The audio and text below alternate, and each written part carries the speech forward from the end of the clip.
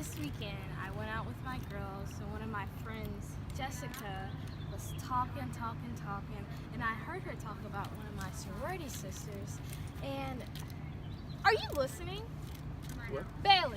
Yo, What did I just say?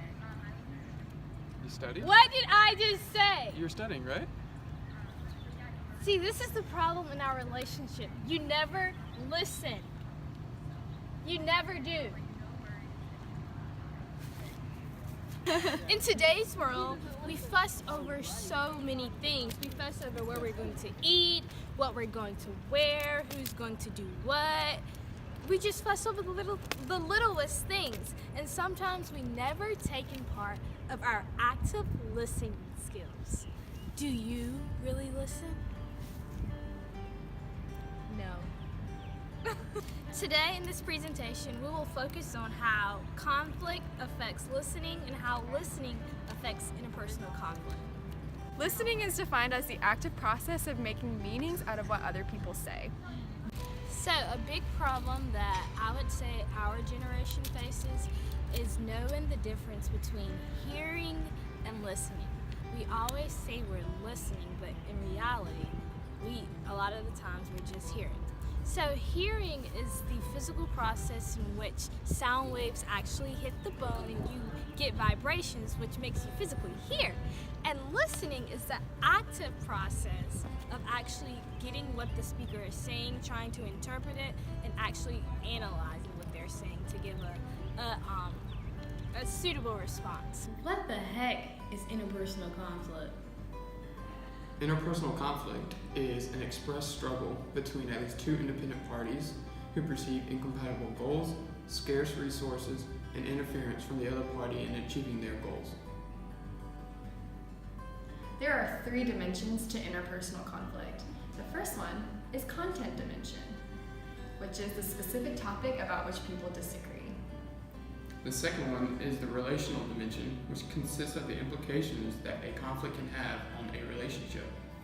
And the third and final dimension is procedural dimension, which is the rules or expectations that people follow when they argue. So we know what interpersonal conflict and listening are, but we wanted to see if other college students around campus could tell us what they were, if they knew how these two concepts related to each other, and if they could apply this to their lives as everyday Clemson students.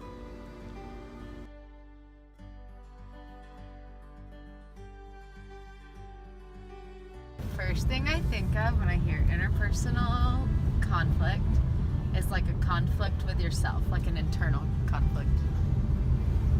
Like just you in your mind. Okay, is interpersonal, is that between people? I think. Like they're having conflict and about something. Conflicts within myself, like between two ideas I have.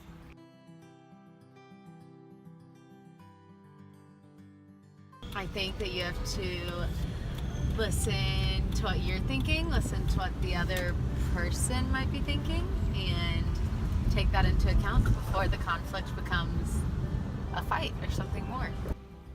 I think listening helps improve interpersonal conflict. Like if two people are having a conflict and one side listens to the other person, they're going to come to a solution a lot faster. A big role.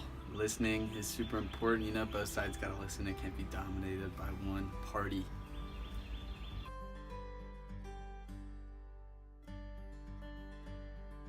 I think that listening, it can go one ear out the other, but when you're actually hearing what they're saying, then you're like taking it in and actually like caring what they're talking about. I think you can hear something but without really listening to what they're saying.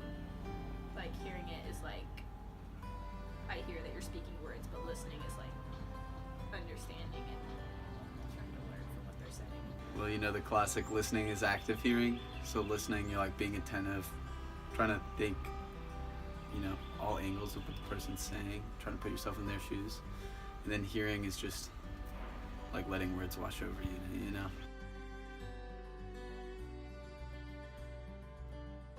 Because we live around a lot of different people in tight spaces sometimes if you have a roommate, and conflict's gonna happen and you have to listen and you have to actually hear what they're saying so that you're not always like in a tizzy.